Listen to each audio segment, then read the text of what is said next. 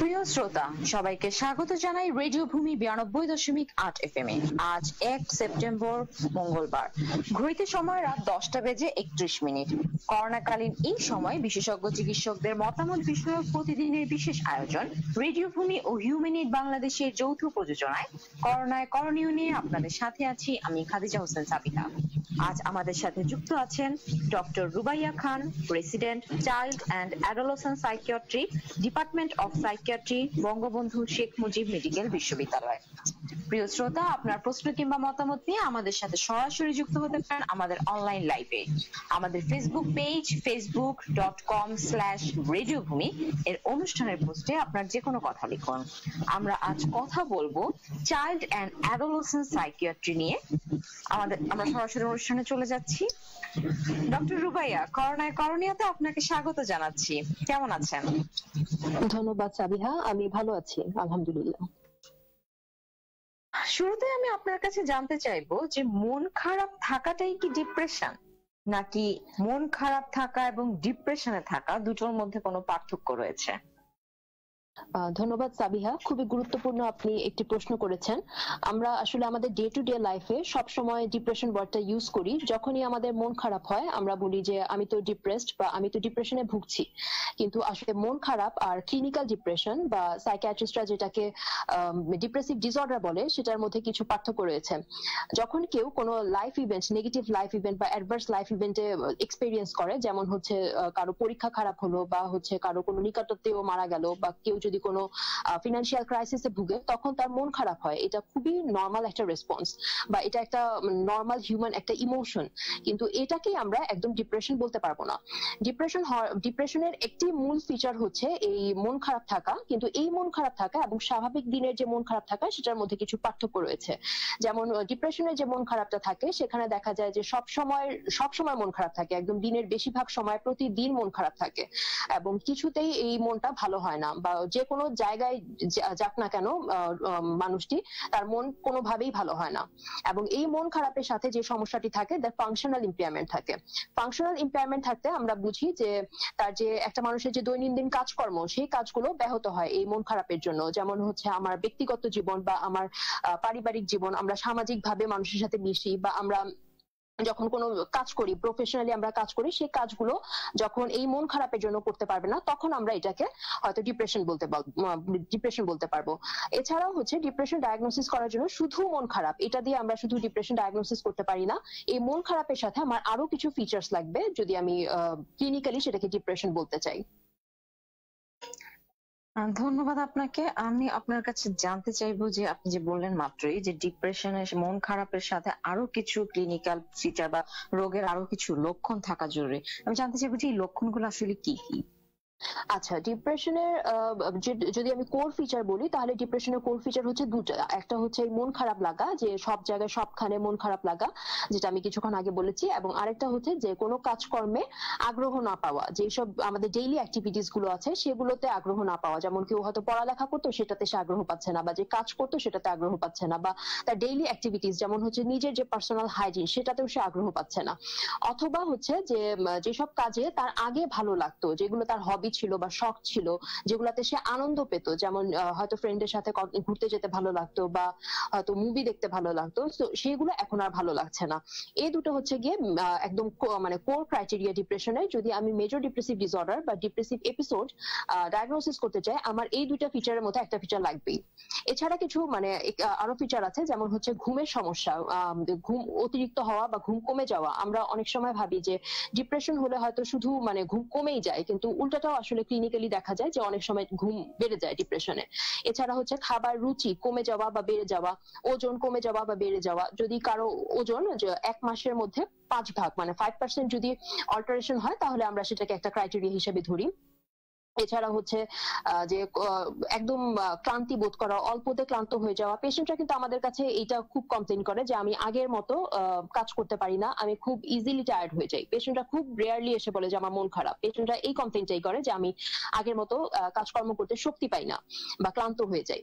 এছাড়া হচ্ছে গিয়ে যদি আমি ডিপ্রেশনের পেশেন্টদের দেখি যে খুব অস্থির করে, যে কোনো জায়গায় ঠিক মতো বসতে পারছে না, এত বেশি রেস্টলেস, অথবা যে কোনো জায়গা হয়তো একদম চুপ করে বসে আছে, একদমই মুভমেন্ট নাই।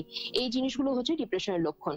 এছাড়াও হচ্ছে যদি বলি যে ডিপ্রেশনের কিছু কগনিটিভ ফিচার বা কিছু, আমরা কগনিটিভ বলতে আমরা বুঝি যে আমাদের চিন্তা চেতনার কিছু পরিবর্তন হয়।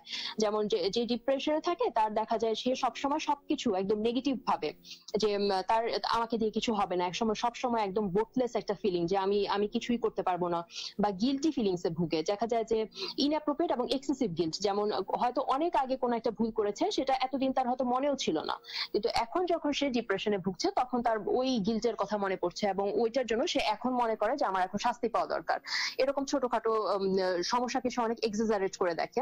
এছাড়া হচ্ছে দেখা যায় যে ডিসিশন নিতে পারে না বা মনোযোগ দিতে পারে না, কনসেন্ট্রেট করতে পারে না। স্টুডেন্টরা যারা আসে তারা খুব ফ্রিকুয়েন্টলি আমাদের কাছে বলে যে আমার কিছু মনে থাকে না, বা আমি কোনো কাজ করেছি সেটা আমি মনে করতে পারি না। এই কমপ্লেইন গুলি থাকে। আরেকটা মেজর যেটা ডিপ্রেশনের সিমটম, সেটা হচ্ছে গিয়ে যে হোপলেস ফিল করা, যে মানে আশাহীন, জীবনকে একদম আশাহীন মনে হওয়া, বা হচ্ছে গিয়ে জীবনের আর কোনো মূল্য নাই, জীবন শেষ হয়ে গেলেই ভালো হতো, এরকম চিন্তা আসা, বা সুইসাইডাল থটস আসা।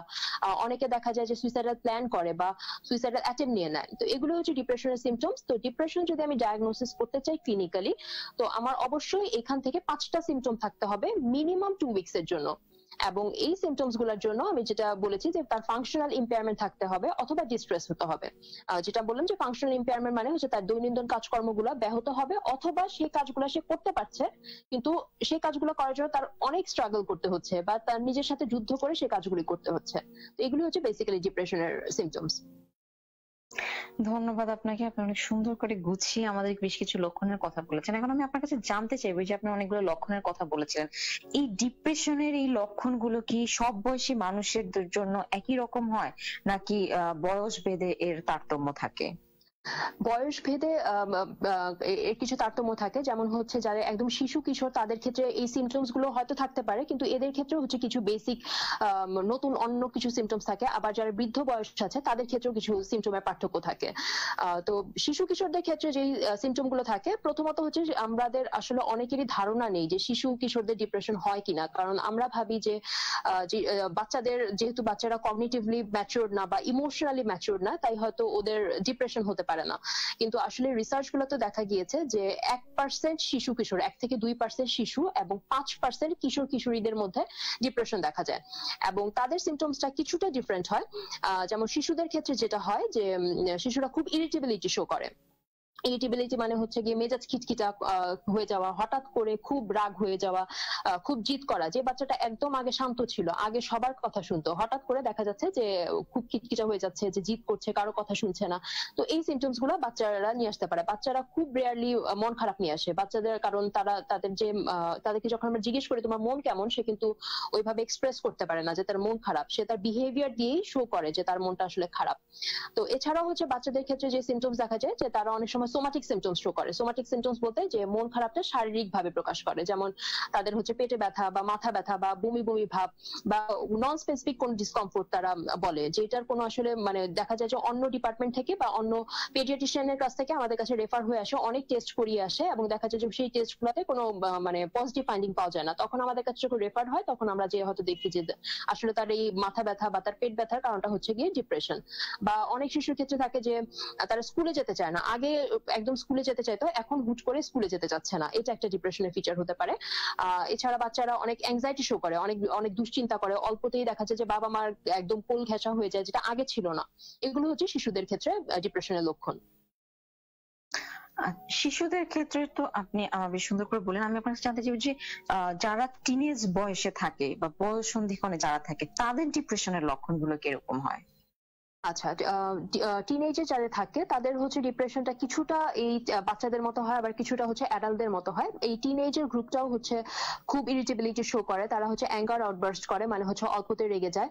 এবং এই টিনেজ গ্রুপের মধ্যে যে সিমটমসটা আরেকটা দেখা যায় সেটা হচ্ছে যে তারা খুব সেন্সিটিভ হয়ে যায়, অল্পতেই সবকিছু পার্সোনালি নিয়ে নেয়, এবং অ্যাজ এ রেজাল্ট দেখা যায় যে তাদের ফ্যামিলি মেম্বার্স বা তাদের যে ফ্রেন্ড আছে তাদের সাথে রিলেশনশিপ খারাপ হয়ে যায়। এছাড়া হচ্ছে টিনেজারদের মধ্যে ফিজিক্যাল সিমটমস যেগুলো আমি বলেছিলাম যে বড়দের দেখা যায় যে ঘুমের সমস্যা বা খাবার সমস্যা, খাবার রুচির সমস্যা, সেগুলো দেখা যায় যে এসব টিনেজাররা দেখা যায় তাদের খাবার রুচি বেড়ে যায় সাধারণত, এবং হচ্ছে তাদের ঘুম বেড়ে যায়, এবং তাদের ক্ষেত্রে হচ্ছে কিছু অ্যাংজাইটি দেখা যায়। এবং টিনেজারের ক্ষেত্রে আরেকটা ইম্পর্টেন্ট ইস্যু হচ্ছে যে সেলফ হার্ম, তারা হচ্ছে অনেক সময় নিজের ক্ষতি করার চিন্তা করে বা ক্ষতি করে, যেটা হচ্ছে বাচ্চাদের ক্ষেত্রে রিলেটিভলি কম। তো এগুলি হচ্ছে টিনেজারদের সিমটমস। আমরা সবসময় ডিপ্রেশনের এইসব লক্ষণ নিয়ে কথা বলি, কিন্তু আমরা আসলে ডিপ্রেশনের কারণ নিয়ে কখনো কথা বলি না। আমি আপনার কাছে জানতে চাইবো আসলে ডিপ্রেশনের কারণগুলো সাধারণত কি হয়? আচ্ছা, ধন্যবাদ সাবিহা, এটি খুবই গুরুত্বপূর্ণ একটি প্রশ্ন। তো প্রথমেই আমি ডিপ্রেশনের কারণ বলার আগে আমি একটা জিনিস বলতে চাই, যেটা হচ্ছে যে কারণের দিক দিয়ে আমরা ডিপ্রেশনকে আসলে দুই ভাগে ভাগ করি। একটা বলে হচ্ছে এন্ডোজেনাস ডিপ্রেশন, আর এটা হচ্ছে কি রিঅ্যাক্টিভ বা এক্সোজেনাস ডিপ্রেশন। এন্ডোজেনাস ডিপ্রেশনটা কি? যেখানে কোনো অ্যাপারেন্টলি কোনো কারণ ছাড়া ডিপ্রেশন হতে পারে। তো আমরা অনেক সময় আসলে ভাবি যে হচ্ছে একটা মানুষ যে এত বেশি সাকসেসফুল, যার হচ্ছে ফ্যামিলি লাইফ এত বেশি সুন্দর, সে কেন ডিপ্রেশনে ভুগছে? এটার কারণ হচ্ছে সে আসলে এন্ডোজেনাস ডিপ্রেশনে ভুগছে। এন্ডোজেনাস ডিপ্রেশনে যেটা হয় যে আমাদের ব্রেইনে কিছু নিউরোকেমিক্যালস থাকে, কিছু কেমিক্যাল থাকে, আমরা বলি সেরোটোনিন, ডোপামিন এবং হচ্ছে নরএপিনেফ্রিন। কোনো কারণে যদি এই নিউরোট্রান্সমিটারস গুলো কমে যায় তাহলে তার ডিপ্রেশন হয়। তো একটা মানুষ যতই সাকসেসফুল হোক না কেন, তার লাইফ যতই পারফেক্ট হয় না কেন, তার যদি এই যে নিউরোনাল চেঞ্জেস গুলো হয় তাহলে সে ডিপ্রেশনে ভুগবে, যার কোনো অ্যাপারেন্ট কজ নাও থাকতে পারে। আচ্ছা, আর যদি আমি বলি যে এক্সোজেনাস ডিপ্রেশন, সেটা হচ্ছে গিয়ে যে কোনো লাইফ ইভেন্টের রেসপন্সে হতে পারে। এছাড়া যদি আমি ডিপ্রেশনের কারণ বলি, ডিপ্রেশনের কারণগুলো আসলে একটু কমপ্লেক্স। আসলে এগুলোকে কারণ না বলে আমরা হচ্ছে ঝুঁকি বা রিস্ক ফ্যাক্টরস বলতে পারি। তো প্রথম কারণ বা ঝুঁকি যেটা, সেটা হচ্ছে জেনেটিক। জেনেটিক বলতে আমরা বুঝি বংশগত। যদি কারো ফ্যামিলিতে ডিপ্রেশন থাকে তাহলে তার ডিপ্রেশন হওয়ার চান্সেস অনেক বেড়ে যায়। যদি কারো একটা প্যারেন্ট মানে একজন বাবা বা মার যদি ডিপ্রেশন থাকে, তার দেখা যায় যে 10 থেকে 25 গুণ বেশি রিস্ক এসে পড়ে যায়। আর যদি দুইজন বাবা মাই যদি এফেক্টেড থাকে ডিপ্রেশনে, তাহলে তার রিস্কটা আরো ডাবল হয়ে যায়। তো এর মানে এই না যে কারো বাবা মার ডিপ্রেশন থাকলে সন্তানের মধ্যে ডিপ্রেশন হবেই, কিন্তু এটা একটা মানে risk factor. Just like diabetes যেমন ফ্যামিলিতে থাকলে বা হাইপারটেনশন যেমন ফ্যামিলিতে থাকলে বাচ্চার মধ্যে সেটা ট্রান্সমিট হওয়ার চান্সেস অনেক থাকে, ডিপ্রেশন ওরকম। এছাড়া যদি আমরা বলি যে ইনভায়রনমেন্টাল ফ্যাক্টর, ইনভায়রনমেন্টাল ফ্যাক্টরের মধ্যে আমরা যদি একদম ছোট কাল থেকে চিন্তা করি যে বাচ্চার যদি বাবা মার সাথে ঠিক মতো অ্যাটাচমেন্ট না হয়, যদি বাবা মা ঠিক মতো বাচ্চাকে টাইম না দেয়, যদি বাবা মা হার্শ প্যারেন্টিং করে, ইভেন মজার ব্যাপার হচ্ছে যদি ওভার প্রোটেক্টিভ বা ওভার কেয়ারিং যদি বাবা মা থাকে, সেখানেও একটা ডিপ্রেশনের রিস্ক থাকে। এছাড়া বাবা মার মধ্যে যদি ম্যারিটাল কনফ্লিক্ট থাকে, যদি হচ্ছে গিয়ে বাচ্চা কোনো সেক্সুয়াল বা হচ্ছে গিয়ে ফিজিক্যাল অ্যাবিউজের শিকার হয়, নেগলেক্টের শিকার হয়, সেক্ষেত্রে হচ্ছে তার ডিপ্রেশনের রিস্ক অনেক বেড়ে যায়। এরপর যদি বাচ্চা যখন স্কুলে যায়, তখন আমরা যদি দেখি যে বাচ্চা স্কুলে বুলি হয়, বা স্কুলে যদি তার একাডেমিক পারফরমেন্স কোনো কারণে খারাপ হয় এবং বারবার যদি এটা নিয়ে তাকে যদি বারবার যদি চাপ দেওয়া হয়, তো সেই ক্ষেত্রে তার ডিপ্রেশন হতে পারে। তার যদি ফ্রেন্ডের সাথে, তার পিয়ার গ্রুপের সাথে রিলেশনশিপ যদি কোনো কারণে সমস্যার মধ্যে দিয়ে যায়, তখন তার ডিপ্রেশন হতে পারে। এছাড়া যখন কেউ বড় হয়, তখন যদি তার রিলেশনশিপ ব্রেকআপ হয়, কেউ যদি হঠাৎ করে সাডেনলি জব লস করে, অথবা হচ্ছে গিয়ে ফিনান্সিয়াল ক্রাইসিসের মধ্যে ভুগে, সেক্ষেত্রেও কিন্তু ডিপ্রেশনের ঝুঁকিটা অনেক বেড়ে যায়। আবার এছাড়া যদি আমি বলি যে কারো ফিজিক্যাল কন্ডিশন বা কোনো মেডিকেল কন্ডিশনের জন্য কিন্তু ডিপ্রেশন হতে পারে। লাইক আমরা অনেক জানি যে এন্ডোক্রাইন ডিজিজ, যে হাইপোথাইরয়েডিজম বা হচ্ছে কুশিং সিনড্রোম, ডায়াবেটিস, আমরা ব্রেইনের অসুখ যদি বলি যে স্ট্রোক বা হচ্ছে এপিলেপসি বা মৃগী রোগ, এসব কারণ, ক্যান্সার, এসব কারণেই হচ্ছে গিয়ে তার ডিপ্রেশনের ঝুঁকি অনেক বেড়ে যেতে পারে। ধন্যবাদ আপনাকে। আপনি অনেকগুলা কারণ বলেছেন যেগুলো আসলে আমরা যদি তাকাই আমাদের চারপাশে, এগুলো কিন্তু খুবই কমন। আমরা জিনিসগুলোকে হয়তো অনেক সময় ইগনোর করে যাই। বিশেষ করে আপনি যে বেশ কিছু অসুখের কথা বলেছেন, সেই অসুখ থেকেও যে ডিপ্রেশনের মতো একটা সমস্যা তৈরি হতে পারে, সেটা সম্পর্কে আমার মনে হয় আমাদের শ্রোতাদের অনেকেই জানতেন না। আজকে যারা আমাদেরকে শুনছেন, যারা আমাদেরকে জানছেন, আমি আপনাদের কাছে অনুরোধ করবো যে আপনার কাছের কেউ যদি এই ধরনের অসুখগুলোতে বা কোনো ধরনের এরকম লক্ষণ যদি তাদের মাঝখানে থাকে, আপনারা একটু হলেও সচেতন হবেন। এখন আমি আপনার কাছে একটা জিনিস নিয়ে আসবো, সেটা হচ্ছে যে আমরা যখনই দেখি যে আমরা আমাদের আশেপাশের মানুষজন হোক বা অনেক সময় দেখা যায় যে কোনো একটা খারাপ নিউজ যদি আমরা পাই, যেমন কেউ সুইসাইড করেছে বা কিছু এরকম হলে, তখন সোশ্যাল মিডিয়াতে একটা তো মানে সবাই তখন বলতে থাকে যে তোমার ডিপ্রেশন থাকলে তুমি আমার সাথে কথা বলো, বা অনেকে উইলিংলি ফ্রেন্ডরাও চায় যে আমার বন্ধুটা ডিপ্রেশনে আছে, আমি তাকে একটা সাহায্য করব। কিন্তু আমাদের মধ্যে যে সমস্যাটা হয়তো আমরা আসলে জানি না যে ওই ডিপ্রেসড মানুষটাকে কিভাবে সাহায্য করা যায়।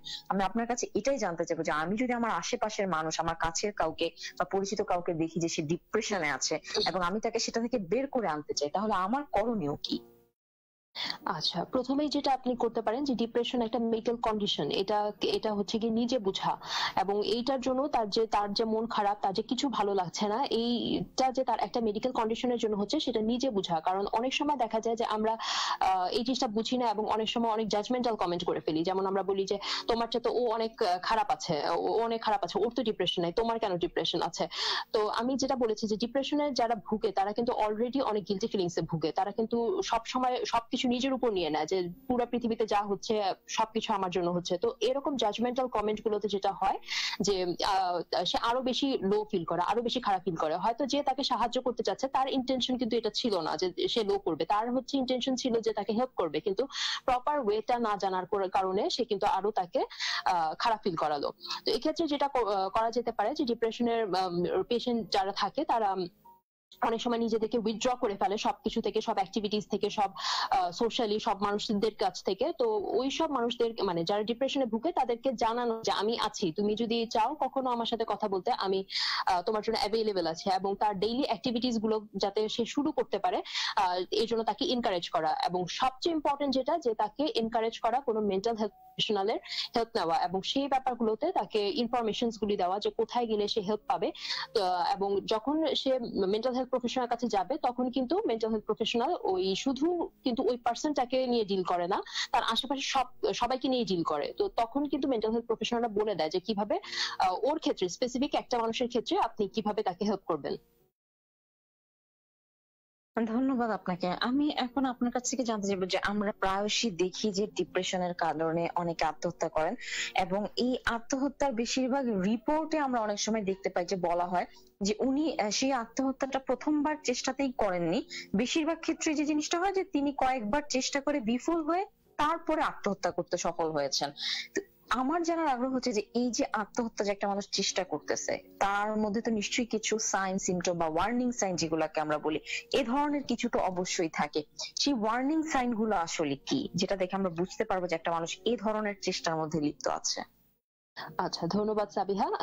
ওয়ার্নিং সাইন যদি বলি তো ফার্স্ট হচ্ছে যে সুইসাইডাল আইডিয়েশন। কেউ যদি মুখে বলে যে আমার মাথায় ডিপ্রেশন, আমার মাথায় সুইসাইডের চিন্তা আসছে, সেটাকে হচ্ছে অবশ্যই আমার মানে আমার অ্যাড্রেস করতে হবে। যদি কেউ মুখে বলে, যদি কেউ ইভেন ফান করে বলে, কেউ যদি তার বিহেভিয়ারে শো করে, কেউ যদি তার থ্রেট দেয়, সবকিছুই আসলে আমার আমার চিন্তা করতে হবে যে এখানে কি সুইসাইডের রিস্ক আছে কিনা। দেখা যায় যে অনেকেই হচ্ছে থ্রেট দেওয়ার জন্য, স্পেশালি টিনেজার্স যারা থাকে, দেখা যায় যে বারবার হচ্ছে গিয়ে নিজেদের হার্ম করে, তখন আমরা ধরে নেই যে এটা তো প্রায় করে, হয়তো বা সে ওরকম কোনো বড় স্টেপ নিয়ে নিবে না। কিন্তু দেখা যায় যে এই টিনেজার গ্রুপরা স্পেশালি, যে তাদের ইমোশনের উপর যেহেতু কন্ট্রোল থাকে না, তারা যেহেতু বেশি ইম্পালসিভ হয়, ঝোঁকের হয়তো কোনো একটা সময় যে এই যে তারা সেলফ হার্ম করতো সেটাই খুব বেশি লিথাল হয়ে গেল, তখন কিন্তু একটা সুইসাইড হয়ে যায়।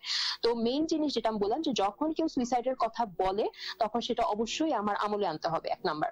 2 নাম্বার, যে যদি কেউ বারবার বলে যে আমার জীবন সম্পর্কে একদম আশাহীন লাগছে, আমাকে দিয়ে কিছু হবে না, আমি জীবনের কোনো পারপাস খুঁজে পাই না, আমার মানে বেঁচে থাকার কোনো মানে হয় না, আমার জীবনের কোনো লক্ষণ নাই, তখন কিন্তু এটা একটা ওয়ার্নিং সাইন। এছাড়া যদি কেউ হঠাৎ করে কারো বিহেভিয়ারের মধ্যে চেঞ্জ দেখা যায়, যে দেখা গেল যে অনেক দিন ধরে তার মন খারাপ, হুট করেই তার হচ্ছে মন কয়েকদিন ধরে ভালো, তো এটা হয় তখন যখন হচ্ছে গিয়ে কেউ অনেক কষ্টের মধ্যে দিয়ে থাকে এবং সে ডিপ্রেশনের মানে সুইসাইড করার অলরেডি প্ল্যান করে ফেলেছে। তখন সে ভাবে যে এই কঠিন জীবন থেকে হয়তোবা আমি সারা জীবনের জন্য আমি এখন নিস্তার পেয়ে যাবো, তখন তার মন হঠাৎ করে ভালো হয়ে যায়। তো এটা একটা ওয়ার্নিং সাইন যে অনেক দিন ডিপ্রেশনে ভোগার পরে হুট করে কারো মন ভালো, এবং সে তার দেখা যায় যে সে তার নিজের যে বিলঙ্গিংস, যে সব জিনিসপত্র আছে সেগুলো অন্য কাউকে দিয়ে দিচ্ছে। অথবা সে কোনো ইম্পালসিভ ডিসিশন নিচ্ছে, হয়তো সে একটা জব করতে হুট করে সেই জবটা ছেড়ে দিল, বা যদি কেউ রেকলেস বিহেভিয়ার করছে, মানে হচ্ছে রিস্ক টেকিং বিহেভিয়ার করছে, যে গাড়ি চালায় সেটা হচ্ছে খুব কেয়ারলেস ভাবে, রাস্তা পার হচ্ছে সেটা খুব কেয়ারলেস ভাবে রাস্তা পার হচ্ছে। তো এই যখন এই সাইনগুলি থাকবে তখন আমরা আমাদের অবশ্যই আমার খেয়াল করতে হবে যে আসলে তার মধ্যে সুইসাইডাল আইডিয়েশন আছে কিনা। আর আপনি আরেকটা যেটা বললেন যে অনেকেই হয়তো প্রথমবারই অ্যাটেম্প নিয়ে করে ফেলে না, ম্যাক্সিমাম ক্ষেত্রে আসলে দেখা যায় যে সুইসাইড করার আগে কেউ মানে ম্যাক্সিমাম ক্ষেত্রে যে সেলফ হিস্ট্রিটা থাকে, যে অনেকেই নিজেকে বারবার ক্ষতি করার চেষ্টা করে এরপর যে সুইসাইড করে। তো প্রথমেই যখন মানুষ এরকম অ্যাটেম্প নিবে তখনই আমাদের একদম খুবই অ্যালার্ট হয়ে যেতে হবে যে সে যে কোনো সময় এরকম একটা স্টেপ আবার নিতে পারে। ধন্যবাদ আপনাকে। আমি এখন আপনার কাছে জানতে চাইবো যে আমরা তো অনেকগুলো কারণ বা অনেক কিছু নিয়ে কথা বললাম, এখন কারো যদি ডিপ্রেশন থাকে এবং সেটা ক্লিনিক্যালি যদি ডায়াগনোস হয় তাহলে তার চিকিৎসা ব্যবস্থা কি? আচ্ছা, আমাদের কাছে যখন কোনো ডিপ্রেশনের পেশেন্ট আসে আমরা হচ্ছে কি ফার্স্টে হচ্ছে কি আমরা একটা সিভিয়ারিটি অনুযায়ী ভাগ করি, যে মাইল্ড, মডারেট এবং সিভিয়ার। মাইল্ড মডারেট যেটা সেটা হচ্ছে গিয়ে খুব একটা ফাংশনাল ইম্পেয়ারমেন্ট যখন থাকে না তখন দেখা যায় আমরা তাদেরকে সাইকোথেরাপি দিই। ডিপ্রেশনের ক্ষেত্রে আমরা যে সাইকোথেরাপিটা দিই সেটার নাম হচ্ছে সিবিটি, কগনিটিভ বিহেভিয়ার থেরাপি। এবং হচ্ছে যদি মডারেট টু সিভিয়ার ডিপ্রেশন যদি হয় তো সেক্ষেত্রে আমরা কিছু অ্যান্টি ডিপ্রেসেন্ট ওষুধ প্রেসক্রাইব করি, এবং যখন পেশেন্ট কিছুটা উন্নতি দেখা যায়, ইমপ্রুভমেন্ট দেখা যায়, তখন আমরা আবার তার ক্ষেত্রে সাইকোথেরাপি ইউজ করি। তো এখানে আসলে অনেকেরই কিছু মানে ভুল ধারণা বা জানার কম জানে যে অ্যান্টি ডিপ্রেসেন্ট ড্রাগগুলো ভাবে যে এই ওষুধগুলো খেলে হয়তো বা আমি এটার উপর ডিপেন্ডেন্ট হয়ে যাব। তো এর জন্য অনেকেই হচ্ছে ওষুধগুলো খেতে চায় না, কিন্তু এই অ্যান্টি ডিপ্রেসেন্ট ওষুধগুলো আসলে তেমন ডিপেন্ডেন্সি বা এগুলার কোনো অ্যাডিকটিভ প্রপার্টি নেই। এগুলো হচ্ছে গিয়ে একটা নির্দিষ্ট সময় অল্প সময় ধরে খেলে রোগীর উন্নতি হয়, এবং তারপর আমরা নিজেরাই আস্তে আস্তে ট্যাপার করে ওষুধ কমিয়ে অফ করে দিই। তো যদি মাইল্ড ডিপ্রেশন হয় আমরা বলবো যে সাইকোথেরাপি, এবং মডারেট টু সিভিয়ার ডিপ্রেশনে ওষুধ প্রথম চিকিৎসা। আমি আপনার কাছে একটা ছোট্ট বিষয় জানতে চাইবো। আপনি যে মাত্রই বললেন যে একটা কথা যে আপনারা ওষুধগুলোকে ট্যাপার করে বন্ধ করে দেন, এই ব্যাপারটা সম্পর্কে আমার মনে হয় মেডিকেল প্রফেশনের বাহিরে সাধারণ মানুষের ধারণা খুব কমই রয়েছে। সেজন্য আপনি যদি আমাদেরকে এই ব্যাপারটা একটু ঠিক করে মানে একটু এলাবোরেট করে বলতেন। আচ্ছা, ওষুধ খাওয়ার পরে যখন হচ্ছে আমরা দেখি যে রোগীর অবস্থা কিছুটা উন্নতি হচ্ছে তখন আমরা ওষুধটাকে আস্তে আস্তে গ্র্যাজুয়ালি মানে অল্প অল্প করে কমিয়ে তারপর আমরা অফ করি। নতুবা যদি একবারে হুট করে বন্ধ করি তখন দেখা যায় কিছু সাইন সিমটমস আবার দেখা যায়, অথবা হচ্ছে কিছু সাইড ইফেক্ট দেখা যায় ওষুধ হুট করে বন্ধ করলে। ওষুধটাকে মানে আস্তে আস্তে গ্র্যাজুয়ালি অফ করি, এটাকে বলা হচ্ছে ট্যাপারিং। ধন্যবাদ আপনাকে। আমি এখন আপনাকে জানতে চাইবো, আপনি মাত্রই চিকিৎসার ব্যাপারে আপনি বললেন যে সেখানে সাইকোথেরাপি দেওয়া হয়। আমি জানতে চাইবো যে সাইকোথেরাপি জিনিসটা আসলে কি? আচ্ছা, সাইকোথেরাপি হচ্ছে একটা ট্রিটমেন্টের ফর্ম যেখানে হচ্ছে একজন থেরাপিস্ট একজন ক্লায়েন্টকে সাহায্য করে তার এখনকার প্রবলেম গুলো কি এবং সেগুলো ডিল কিভাবে করতে হবে, সেগুলো কিভাবে সলভ করা যায় সেই ব্যাপারে। সাইকোথেরাপিস্টরা আসলে নিজেরা কোনো প্রবলেম একদম ডিরেক্টলি সলভ করে দেয় না, কিন্তু তারা গাইড করে কিভাবে প্রবলেমটা সলভ হবে এখন এবং পরবর্তী তার জীবনে। এবং ডিপ্রেশনের ক্ষেত্রে আমরা যেটা বললাম যে ডিপ্রেশনের ক্ষেত্রে আমরা যে সাইকোথেরাপিটা দেই সেটাকে আমরা কগনিটিভ বিহেভিয়ার থেরাপি। আমি কিন্তু সাইন সিমটমে বলেছিলাম যে ডিপ্রেশনে যখন কেউ ভুগে তখন হচ্ছে তার কিছু নেগেটিভ থটস আসে, অটোমেটিক্যালি এই নেগেটিভ থটস গুলো আসে, এই যেমন নিজের সম্পর্কে নেগেটিভ থট যে আমাকে দিয়ে কিছু হবে না, বা ফিউচার সম্পর্কে নেগেটিভ থট যে আমার ভবিষ্যৎ পুরো অন্ধকার, বা পুরো পৃথিবী সম্পর্কে যে পুরো পৃথিবীতে আসলে বেঁচে মানে পৃথিবী একটা ভালো জায়গা না। তো এরকম সবসময় নেগেটিভ থটস আসতে থাকে। এবং এই কগনিটিভ বিহেভিয়ার থেরাপির যে উদ্দেশ্যটা এই যে মানে এই যে তার কগনিশন বা তার চিন্তা ভাবনায় যে একটা ইরোর বা একটা ভুল দেখা দিল সেটাকে হচ্ছে কারেক্ট করা। যে আমরা যেটা করি যে আপনি বললেন যে আপনাকে দিয়ে কিছু হবে না, তো আপনি এসএসসি তে আপনার রেজাল্ট কি ছিল, তো পেশেন্ট যদি বলে যে আমি ভালো রেজাল্ট করেছি, এইচএসসি তে কি ছিল, আমি ভালো রেজাল্ট করেছি, তো আপনি এখনো একটা ভালো একটা জব করছেন, তো আপনি যে বললেন যে কিছু আমাকে দিয়ে কিছু হবে না, এটা কি ঠিক? তো এরকম এভিডেন্স দেখিয়ে দেখিয়ে আমরা তার যে মানে কগনিশন, তার যে চিন্তা চেতনার যে ভুলগুলো আছে সেগুলো আমরা ধরিয়ে দিই এবং তাকে প্রবলেম সলভ করতে, তার নিজের প্রবলেম নিজে সলভ করতে আমরা তাকে সাহায্য করি। এটা মানে সাইকোথেরাপি অনেক ভাস্ট একটা জিনিস। তো ডিপ্রেশনের ক্ষেত্রে আমরা বেসিক্যালি এই কগনিটিভ বিহেভিয়ার থেরাপি এভাবে ইউজ করি। ধন্যবাদ আপনাকে। আমরা এখন আপনার কাছে জানতে চাইবো যে এই যে ডিপ্রেশন বা এই যে এটা থেকে অনেক খারাপ পরিণতির দিকে মানুষ ছুটে যাচ্ছে, আর বিশেষ করে বর্তমান সময় আমরা যেহেতু করোনার সময় আমাদের কম বেশি সবার জীবনে বেশ কিছু আপস এন্ড ডাউনস হচ্ছে, এই সময়টাতে এই ডিপ্রেশন থেকে বেঁচে থাকার জন্য আসলে করণীয় কি? আচ্ছা, এই করোনার জন্য গত মাস ধরে আসলে আমাদের সবারই জীবনযাত্রা অনেক পরিবর্তন হয়েছে। অনেকে হয়তো আমরা অলরেডি ইনফেক্টেড হয়েছি, অনেকে ভয় আছে যে কবে আমরা আবার ইনফেক্টেড হব, বা অনেকে হয়তো আমরা আপনজন হারিয়েছি, অনেকে জব সিকিউরিটি নেই। তো এরকম একটা সময় আসলে আমাদের সব কিছুটা মন খারাপ। তো এর মধ্যেও আমাদের কিভাবে আমাদের ভালো থাকতে হবে সেটা আমাদের খুঁজে নিতে হবে। তো প্রথমত যে এই ডিপ্রেশন থেকে বাঁচার জন্য যেটা করা যেতে পারে যে লাইফে একটা স্ট্রাকচার নিয়ে আসা।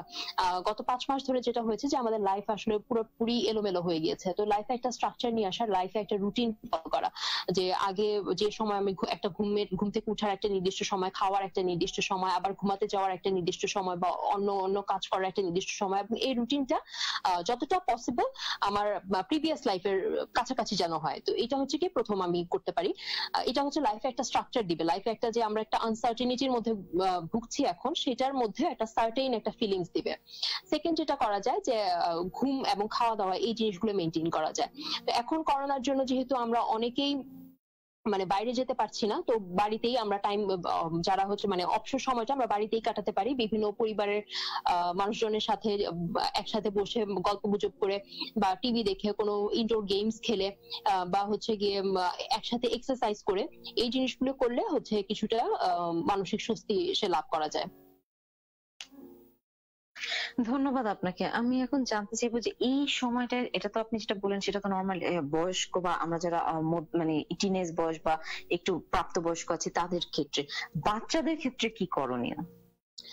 বাচ্চাদের ক্ষেত্রে বাচ্চাদেরও যেহেতু এই গত 5 মাস ধরে স্কুল বন্ধ, তাদের লাইফটাও মোটামুটি একদম এলোমেলো হয়ে গিয়েছে। তো বাচ্চাদের ক্ষেত্রেও যেটা করা যেতে পারে যে প্রথমত যে তাদেরও একটা রুটিন করে দিতে হবে। সেই রুটিনের ভিতর সব থাকবে, যে ঘুম থেকে উঠা, খাওয়া, কখন হচ্ছে, এখন ম্যাক্সিমাম স্কুলগুলোতেই কিন্তু হচ্ছে বিভিন্ন অনলাইনে ক্লাস হচ্ছে, কখন ক্লাস করবে, বা বাচ্চারা অনেক সময় আইসোলেটেড ফিল করতে পারে যে তারা তাদের স্কুল ফ্রেন্ডের সাথে বা তাদের টিচারদের সাথে আর দেখা করতে পারছে না, কথা বলতে পারছে না, খেলতে পারছে না। তো বাচ্চাদের তারা যাতে তাদের ফ্রেন্ডের সাথে কমিউনিকেট করতে পারে, কন্ট্যাক্ট করতে পারে, সেটার জন্য আমরা একটা আলাদা করে একটা সময় সেট করে দিতে পারি। এছাড়া হচ্ছে তার আলাদা খেলার জন্য আমরা একটা সময় সেট করে দিতে পারি, তাদেরও ঘুমের জন্য একটা রুটিন থাকবে। এছাড়া হচ্ছে বাচ্চাদেরকে নিয়ে বিভিন্ন নতুন গেম খেলা, বা হচ্ছে বাচ্চাদেরকে নতুন কোনো স্কিল শিখানো, যেমন হচ্ছে গিয়ে রান্না করা শেখানো ছোটখাটো, বা হচ্ছে গিয়ে কোনো তাদের নতুন করে তাদের হবি কে এনকারেজ করা, যেমন হচ্ছে গাছে পানি দেওয়া, বা কোনো প্রোডাক্টিভ কোনো কিছু করা, এই জিনিসগুলো করা যেতে পারে। বাচ্চাদের সাথে গল্প করা, এই জিনিসগুলো করে বাচ্চাদের হচ্ছে গিয়ে আমরা মানে অ্যাক্টিভ রাখতে পারি এই সময়। ধন্যবাদ আপনাকে। আমি এখন আপনার কাছে জানতে চাইবো, আপনি বেশ কয়েকবার বলছিলেন যে আপনার বিভিন্ন উত্তরে ঘুমের সাইকেলটা ঠিক রাখা, এবং এই বর্তমান সময় আসলে কম বেশি আমার মনে হয় সবাই এই সমস্যাটায় ভুগছেন যে ঘুমের সাইকেলটা তারা ঠিক রাখতে পারছেন না, কারো কম ঘুম হচ্ছে, কারো বেশি ঘুম হচ্ছে। আমি জানতে চাইবো যে ঘুমের সমস্যাটুকু ঠিক রাখার জন্য বা ঠিক করার জন্য করণীয় কি? আচ্ছা, এই কমপ্লেইনটাই আসলে আমরা গত 5 মাস ধরে সবচেয়ে বেশি পাচ্ছি, যে ঘুমের সমস্যা। কেউ হয়তো ঘুম আসছে না, কারো হয়তো বারবার ঘুম ভেঙে যাচ্ছে, কারো হয়তো বা কেউ দুঃস্বপ্ন দেখছে, কারো হয়তো বা সকালে ঘুম থেকে উঠার পর তার আর ফ্রেশ লাগছে না। তো এরকম অনেক সমস্যা, অনেক কমপ্লেইনই আসছে। তো এটার জন্য যেটা করতে হবে, প্রথম রুলস সেটা হচ্ছে গিয়ে ঘুমেরও একটা শিডিউল করা, বা ঘুমের একটা রুটিন করা। প্রতিদিন একই সময় ঘুমাতে যাওয়া এবং প্রতিদিন একই সময় ঘুম থেকে উঠা। যদি আমি এখন একটা এক্সাম্পল দিই, যে কেউ যদি ভাবে যে আমি 11টার সময় ঘুমাতে যাবো এবং 7টার সময় ঘুম থেকে উঠবো, সেটাই যেন সে ফলো করে। যদি তার রাতে ঘুম নাও আসে, যদি তার রাতে 3টাতেও ঘুম আসে, তার হচ্ছে 7টাতেই উঠতে হবে, এবং তার যে ডেইলি অ্যাক্টিভিটিস গুলো সেগুলো করে যেতে হবে। তো এটাতে যেটা হবে যে ফার্স্ট কয়েকদিন তার হয়তো কষ্ট হবে, কিন্তু গ্র্যাজুয়ালি দেখা যাবে যে একটা ঘুমটা একটা প্যাটার্নের মধ্যে এসে পড়বে। সেকেন্ড যেটা আমি বলবো, যে দিনের বেলা কিছু এক্সারসাইজ করা, 20 থেকে 30 মিনিটের জন্য একটা এক্সারসাইজ করা। এটা শুধু যে ফিজিক্যাল ওয়েলবিং এর জন্য দরকার তা না, এটা ঘুম, মেন্টাল ওয়েলবিং, সবকিছু, ইমিউনিটি, সব ক্ষেত্রে এই এক্সারসাইজটার ভূমিকা আছে। এছাড়া হচ্ছে যে যদি কারো চা কফি খাওয়ার অভ্যাস থাকে, সেটা যাতে বিকালের আগেই সে শেষ করে ফেলে।